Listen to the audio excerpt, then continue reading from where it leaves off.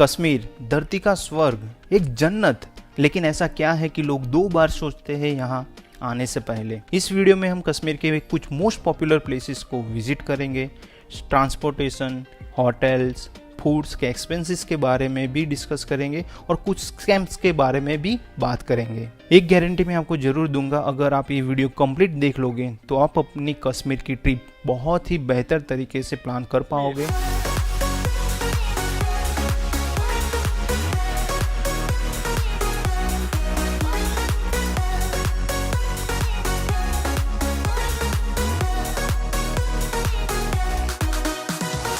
अगर आपने कश्मीर सीरीज़ के मेरे सारे वीडियोस देखे होंगे तो आपको पता ही होगा कि हमने कश्मीर एक पैकेज थ्रू ट्रैवलिंग किया था, जिसके बारे में हम बाद में बात करेंगे। लेकिन हमारा पैकेज 6 नाइट एंड 7 डेज़ का था और हमने एक दिन एक्स्ट्रा भी ऐड करवाया था हमारे हिसाब से ट्रैवलिंग करने के लिए, जिसकी वजह से हम ये जान पाए कि एक दिन का कितना एक्सपेंस हो सकता है और हम कैसे मैनेज कर पाते हैं।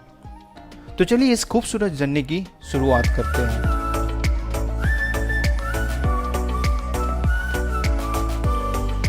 First week of June 2022 Ahmedabad से बाय राजधानी एक्सप्रेस हम दिल्ली पहुंचे, जिसकी टिकट पर पर्सन करीबन 2400 रुपये थी।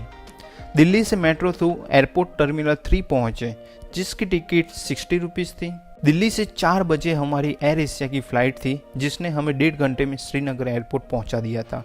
फ़्लाइट की टिकट करीबन 5500 रुपीज़ के आसपास थी। अगर आप दिल्ली से श्रीनगर बाय ट्रेन जाना चाहते हो तो आपको दिल्ली से पहले जम्मू तवी और वहां से बनिहाल जाना पड़ेगा और बाद में आप पब्लिक प्राइवेट ट्रांसपोर्ट यूज़ करके श्रीनगर पहुंच सकते हो। दिल्ली से श्रीनगर की बस भी एवरीडे चलती है, जिसका चार्ज ऑलमोस्ट 2000 या 2200 रुपये के आसपास होता है, जिसमें 20 घंटे का टाइम लग सकता है। श्रीनगर में डल लेक के आसपास बहुत सारी होटल्स अवेलेबल है, जिसमें अच्छी होटल आपको 2000 या 2500 के आसपास ज़रूर मिल जाएगी। लेकिन अगर आप JKTDC through online hotel booking करवाओगे तो उसमें आपको 1800 रुपये से प्राइस रेंज स्टार्ट होती है, जिसकी लिंक मैंने वीडियो के डिस्क्रिप्शन में दे दी है। मेरा सुझाव है कि अगर आप 1-2 महीने पहले कश्मीर ट्रिप प्लान कर रहे हो तो JKTDC सबसे बेस्ट ऑप्शन है, क्योंकि उसकी प्राइस हर सीज़न में सेम ही रहती है। 4 जून शाम के टाइम पे हम श्रीनगर पहुंच चुके थे। डल लेक के घाट नंबर 6 के सामने हमारी होटल सनशाइन, जो हमारे पैकेज के अकॉर्डिंग अच्छी नहीं थी, हमें रूम की क्वालिटी बिल्कुल पसंद नहीं आई। बाद में डिनर के लिए हमें दूसरी होटल जाना पड़ता था, जो बहुत ही बड़ा सदमा था हमारे लिए।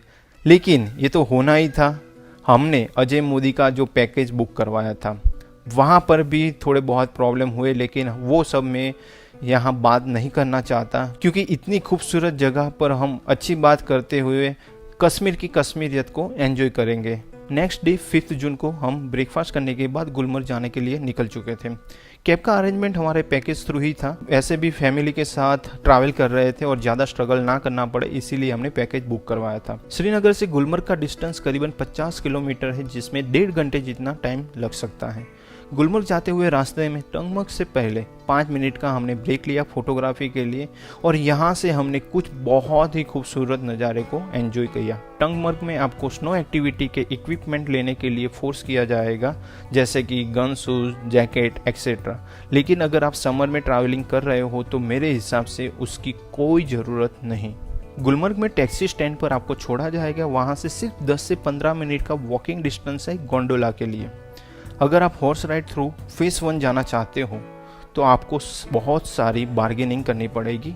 आपको 2000 या 3000 भी कहेंगे, लेकिन आपको 500 रुपये के आसपास ही बार्गेनिंग करनी है। गुलमर्ग में गोंडोला राइड की टिकट बुक आपको एटलीस्ट 1 मंथ पहले ऑनलाइन करवा लेनी चाहिए, क्योंकि बाद में शायद ऐसा भी हो सकता है कि आपको टिकट ना भी मिले।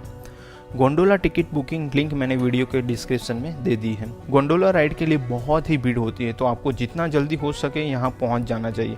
अगर आप सुबह 9 बजे से पहले यहाँ पहुँच जाते हो तो आप ज़्यादा एंजॉय कर पाओगे। गोंडोला राइड करते हुए हम फेस 1 पहुँच चुके थे, वहाँ हमने काफ़ी एंजॉय किया, बहुत सारी फोटोग्राफी भी की। हमारी फेस 2 की टिकट नहीं हुई थी, और वैसे भी हमारे पास छोटे बच्चे थे तो हम फेस 2 जा ही नहीं पाते। बाद में हम वापस गुलमर्ग आके यहाँ जो शिव टेम्पल है वो विजिट किया और शाम को वापस श्रीनगर पहुँच गए। नेक्स्ट डे 6 जून को ब्रेकफास्ट करने के बाद हम पहलगाम जाने के लिए निकल चुके थे। वैसे तो श्रीनगर से पहलगाम का डिस्टेंस करीबन 90 किलोमीटर है, जिसमें 2.5 से 3 घंटे जितना टाइम लग सकता है। रास्ते में हमने केसर और ड्राई फ्रूट्स की एक शॉप भी विजिट की, एप्पल फार्म भी विजिट किया और दोपहर तक पहलगाम में जो हमारी होटल थी गुड लक, वहाँ पहुँच चुके थे। वहाँ लंच किया, लेकिन यहाँ पर भी खाना खाने के लिए हमें दूसरी होटल जाना पड़ता था। सच में बहुत ही बेकार पैकेज था हमारा। और बाद में बाइसरन वैली जाने के लिए हम आगे बढ़े। बाइसरन वैली आप हॉर्स राइड करते हुए भी जा सकते हो या ट्रैकिंग करते हुए भी जा सकते हो। हमारे ग्रुप के मेंबर ने पोनी राइड की थी जिसकी प्राइस पर पर्सन 800 रुपीज़ थी, लेकिन वो बहुत ही ज़्यादा थी। आप जरूर नेगोशिएशन करना, 500 के रुपीज़ के आसपास आपको पोनी राइड ज़रूर मिल जाएगी। लेकिन मैं अकेला ट्रैकिंग करते हुए आगे बढ़ा और बहुत सारा एंजॉय करते हुए मिनी स्विट्ज़रलैंड मतलब बाइसरन वैली पहुंच चुका था, जिसमें मुझे करीबन 1 घंटे जितना टाइम लगा था। अगर आप हॉर्स राइड करके बाइसरन वैली आओगे तो आपको सिर्फ 1 घंटे जितना टाइम ही स्पेंड करने को मिलेगा, लेकिन आप ट्रैकिंग करके आओगे तो आप अनलिमिटेड टाइम स्पेंड कर सकते हो।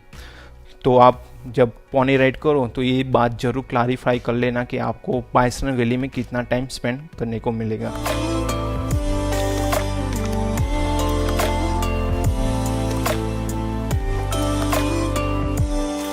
नेक्स्ट डे 7 जून को हमें ABC वैली विजिट करनी थी, सो हमने hotel manager through cab book करवाई। वैसे भी यहाँ टैक्सी रेट फिक्स होता है तो आप वो कर सकते हो।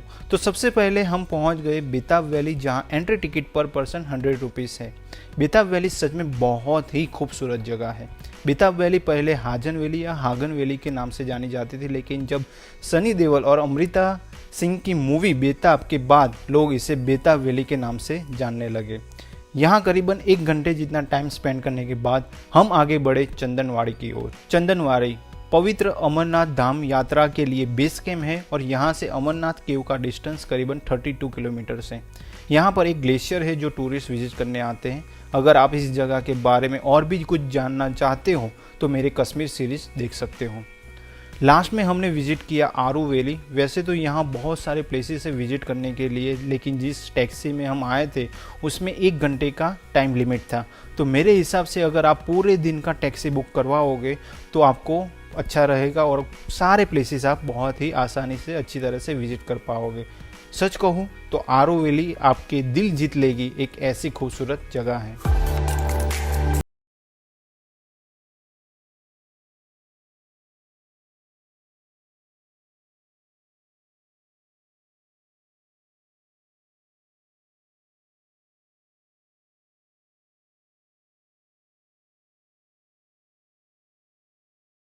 शाम को वापस होटल आने के बाद हम पहलगाम विलेज एक्सप्लोर करने निकले और ये हमारा सबसे अच्छा समय था जो हमने पहलगाम में बिताया था। नेक्स्ट डे 8 जून को हम पहलगाम से दोपहर को श्रीनगर पहुंचे। अब अजय मोदी के पैकेज का सबसे बड़ा प्रॉब्लम ये था कि इस दिन हमारी हाउस बोट तो बुक थी ही, लेकिन अगर हम लंच करने के लिए हाउस बोट जाए तो वापस श्रीनगर साइट सीइंग करने के लिए वापस नहीं आ सकते थे।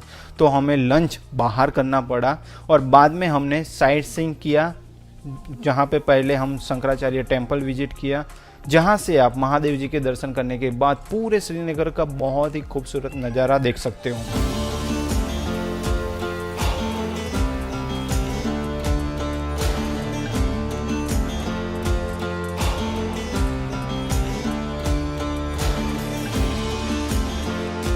बाद में हम पहुंचे निषाद गार्डन विजिट करने, लेकिन उससे पहले हमने यहाँ पे जो शॉपिंग कॉम्प्लेक्स है वो विजिट किया, वहाँ थोड़ी शॉपिंग की और बाद में निषाद गार्डन विजिट किया, जिसकी एंट्री टिकट पर पर्सन 24 रुपीज़ थी। निषाद गार्डन बच्चों के लिए बहुत ही खूबसूरत जगह है, लेकिन बड़ों के लिए फोटोग्राफी के लिए एक परफेक्ट लोकेशन है। बाद में इवनिंग के टाइम पे हम हाउस बोट में पहुँचे। यहाँ पर भी हमें खाना खाने के लिए दूसरी ही हाउस बोट में जाना पड़ता था।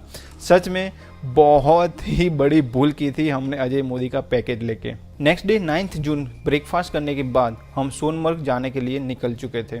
वैसे तो श्रीनगर से सोनमर्ग का डिस्टेंस 80 किलोमीटर है, लेकिन उसमें आपको 2.5 से 3 घंटे जितना टाइम लग सकता है। सोनमर्ग में आप 2 लोकेशन विजिट कर सकते हो।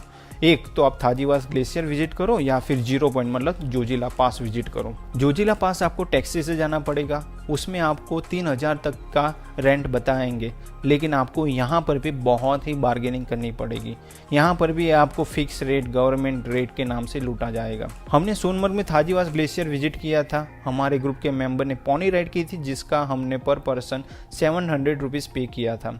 मैं अकेला ट्रैकिंग करते हुए सिर्फ 1 घंटे में थाजीवास ग्लेशियर पहुँच चुका था। सोनमर्ग में अगर आपके पास समय हो और आप ट्रैकिंग करने के लिए कैपेबल हो तो आपको चलते हुए ही जाना चाहिए। आपके रास्ते में इतने सारे खूबसूरत नज़ारे आएंगे कि आप वही देख के खुश हो जाओगे। तो वहाँ पे ट्रैकिंग ज़रूर करना।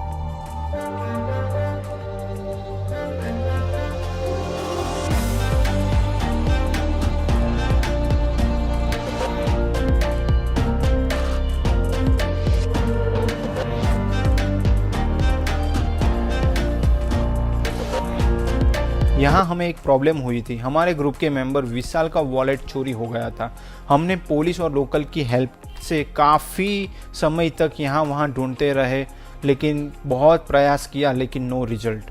सो आप भी अपने लगेज का ख्याल जरूर रखना। थाजीवास ग्लेशियर में आप स्लेज जैसी एक्टिविटीज़ कर सकते हो जो 100 रुपीज़ में होती है, लेकिन आपको 500 रुपीज़ बोला जाएगा। लेकिन कश्मीर में हर जगह पे आपको बार्गेनिंग करनी ही है। शाम को बारिश हो रही थी, सो जल्दी से हम वापस गए और श्रीनगर के लिए निकल चुके थे। नेक्स्ट डे 10 जून हमारा पैकेज का लास्ट डे था। ब्रेकफास्ट करने के बाद हमने शिकारा राइड एंजॉय की। हमें 6 व्यू पॉइंट के 2000 रुपये बताए थे, लेकिन हमने पैकेज में जो 45 मिनट्स की राइड फ्री होती है वही सिर्फ एंजॉय किया। बाद में थोड़ी इंक्वायरी करते हुए हमें पता चला कि 7 व्यू पॉइंट्स शिकारा राइड के 300 से 500 रुपीज़ में भी आप एंजॉय कर सकते हो। कश्मीर में लूटने वाले तो आपको हर जगह मिल ही जाएंगे, लेकिन हमारे पैकेज वाले अजय मोदी के एजेंट भी लूटने में कुछ कमी नहीं रख रहे थे। 12 बजे हाउस बोट से हमारा चेकआउट था, तो डल लेक के सामने जो बहुत सारी होटल्स हैं वहाँ पे हमने इंक्वायरी की। 2000 तक हमें अच्छी होटल्स भी मिल रही थी, लेकिन फैमिली के साथ में हम ट्रैवल कर रहे, इस वजह से हमने घाट नंबर 10 के सामने जो शाह अब्बास होटल है वहाँ पे 3500 में रूम बुक की। लेकिन उसके पास में जो होटल ग्रांड बोलेवार्ड थी वो उससे भी अफोर्डेबल और बहुत ही अच्छी थी। हमने लंच घाट नंबर 6 के सामने हमारी जो पहली होटल थी सनशाइन, वहाँ पे जो पंजाबी रेस्टोरेंट है वहाँ लंच किया और वो हमारा अब तक का सबसे बेस्ट लंच था। बाद में हमने होटल में थोड़ा रेस्ट किया। शाम को डल लेक के पास में वॉकिंग करते हुए बहुत ही अच्छा टाइम स्पेंड किया। रात को होटल में ही डिनर किया था। नेक्स्ट डे 11 जून हमारा लास्ट डे था कश्मीर में। पास वाली होटल ग्रांड बोलेवार्ड में हमने ब्रेकफास्ट किया जो अफोर्डेबल और बहुत ही टेस्टी था। बाद में हमने कैब बुक करवाई और हम श्रीनगर एयरपोर्ट पहुंच गए। वहां से हमारी 11:30 बजे की फ़्लाइट थी दिल्ली के लिए। यहाँ मैं आपको एक बात ज़रूर बताना चाहूँगा, आप इस एयरपोर्ट पर 2 से 2.5 घंटे पहले ज़रूर पहुँच जाना, क्योंकि यहाँ पे भीड़ भी बहुत ज़्यादा होती है और चेकिंग भी। दिल्ली एयरपोर्ट टर्मिनल 2 पर जब हम पहुंचे तब हमारा लंच का टाइम हो चुका था, लेकिन वहां फूड कोर्ट की कोई फैसिलिटी हमें नहीं मिली। तो हम टर्मिनल 3 गए और वहां थोड़ा लंच किया और बाद में 4 बजे के आसपास हम न्यू दिल्ली रेलवे स्टेशन पहुंच चुके थे। 6:30 बजे की हमारी ट्रेन थी अहमदाबाद के लिए। कश्मीर के सुहाने मौसम में इतना सारा टाइम स्पेंड करने के बाद दिल्ली में हमें बहुत ही गर्मी लग रही थी। तो मेरा सुझाव है कि अगर पॉसिबल हो आपके लिए तो आप डायरेक्टली श्रीनगर से अपने सिटी तक की डायरेक्ट फ्लाइट ही बुक करवा लेना। नेक्स्ट डे 12 जून मॉर्निंग के 9 बजे से पहले हम अहमदाबाद पहुंच चुके थे। इस खूबसूरत जर्नी का एंड करने का बिल्कुल ही मन नहीं कर रहा था, लेकिन क्या करें, जिसकी शुरुआत है उसका अंत भी है। आई होप आपको इस वीडियो में वो सारी जानकारी मिली होगी जिसकी मदद से आप अपनी कश्मीर ट्रिप को और भी बेहतर तरीके से प्लान कर पाओगे। अगर आपके पास और भी कुछ क्वेश्चन है तो वो आप मुझे कमेंट सेक्शन में बता सकते हो या फिर इंस्टाग्राम में पूछ सकते हो। तो चलिए मिलते हैं एक और नए वीडियो में एक और नई खूबसूरत जगह के साथ। तब तक अपना ख्याल रखिए and save nature, save water, take care, bye bye. Thank you for watching this video and do not forget to like, comment, share and subscribe to our channel.